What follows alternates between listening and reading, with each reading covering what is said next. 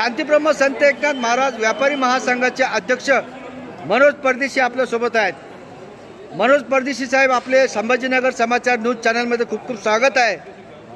आपल्या नाथ मंदिरच्या परिसरामध्ये अनेक घरांच्या, अनेक नागरिकांच्या तसेच व्यापाऱ्यांच्या दुकानामध्ये पाणी गेल्यामुळं बऱ्याच व्यापाऱ्यांचं, नागरिकांचं नुकसान झालं, याबद्दल आपली काय प्रतिक्रिया आहे?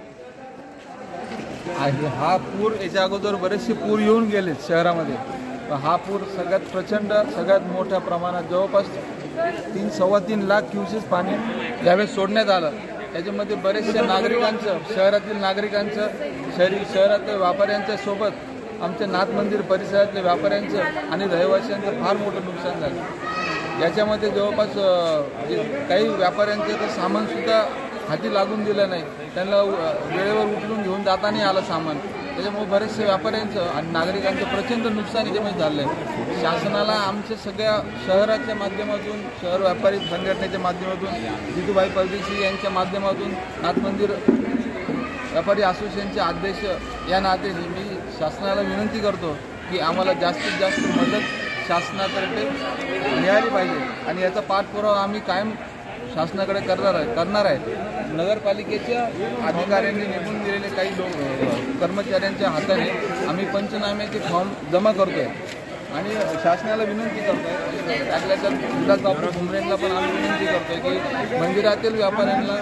मंदिरातील नागरिकांना जास्तीत जास्त सहकार्य कसं करता येईल, ह्या पूर परिस्थितीतून सगळ्यांना सावरता येईल, कसं सगळ्यांना बाहेर काढता येईल, त्याच्यासाठी आम्ही सगळे विनंती करतोय। आणि सगळ्यांना, शासनातील सगळे आपल्या खासदार साहेब असतील, खासदार साहेबाला पण आमची विनंती, साहेब लक्ष देऊन जितके पंचनामे आम्ही जमा केले, बऱ्याचशा लोकांचे नुकसान झाले, त्यांना तुटपुंजी मदत तरी या शासनाच्या माध्यमातून झाली पाहिजे, ही नम्र विनंती। याच्यामध्ये सर्वात महत्त्वाचा मुद्दा असा की आपले माजी नगरसेवक जितू शेठ परदेशी यांनी या नुकसानीच्या संदर्भात आपल्या व्यापारी महासंघाला काय मदत केलेली आहे?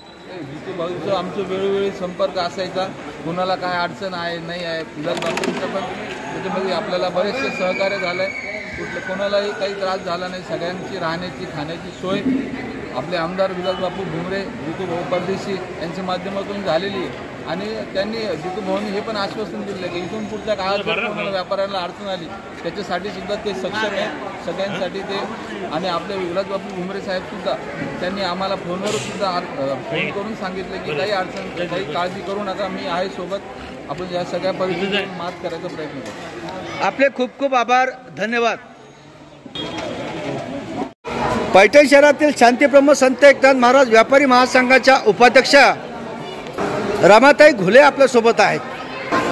घुले मॅडम, आपले संभाजीनगर समाचार चॅनलमध्ये खूप खूप स्वागत आहे। सर्वात महत्त्वाचा मुद्दा असा की गेल्या 3 दिवसापासून पैठण शहरामध्ये जायकवाडी धरणाचं पाणी सोडल्यामुळं अत्यंत भयानक पूर परिस्थिती निर्माण झाली होती। यामध्ये नाथ मंदिर परिसरातील अनेक दुकानदारांचं, अनेक व्यापाऱ्यांचं नुकसान झालं आहे, याबद्दल आपली काय प्रतिक्रिया आहे? माननीय विलासबापू भुमरे यांनी वेळोवेळी इथं येऊन पाहणी केली असताना खूप व्यापाऱ्यांचे नुकसान झालेले आहे आणि जे काही नुकसान झाले त्याची नुकसान भरपाई व्यापाऱ्यांना देण्यात यावी, ही नम्र विनंती। जितूदादा परदेशी हे सुद्धा स्वतः जातीनं हजर राहून त्यांनी पण व्यापाऱ्यांशी चर्चा करून व्यापाऱ्यांची व्यवस्थित सांत्वन करून व्यापाऱ्यांचे फॉर्म वगैरे भरून व्यापाऱ्यांना आर्थिक मदतीचं फॉर्म भरून देण्यात आलेले आहे। आणि बरं, तर सर्वात महत्त्वाचा शेवटचा मुद्दा असा की प्रशासनाकडे आपण काय मागणी करणार आहात की व्यापाऱ्यांच्या समस्येबाबत प्रशासनाकडे काय मागणी करणार आहात? प्रशासनाला एवढी खाजवून विनंती आहे की जे गोरगरीब लोक आहे, जनता आहे, यांच्याकडे यांना आर्थिक मदत देण्यात यावी। आपले खूप खूप आभार, धन्यवाद।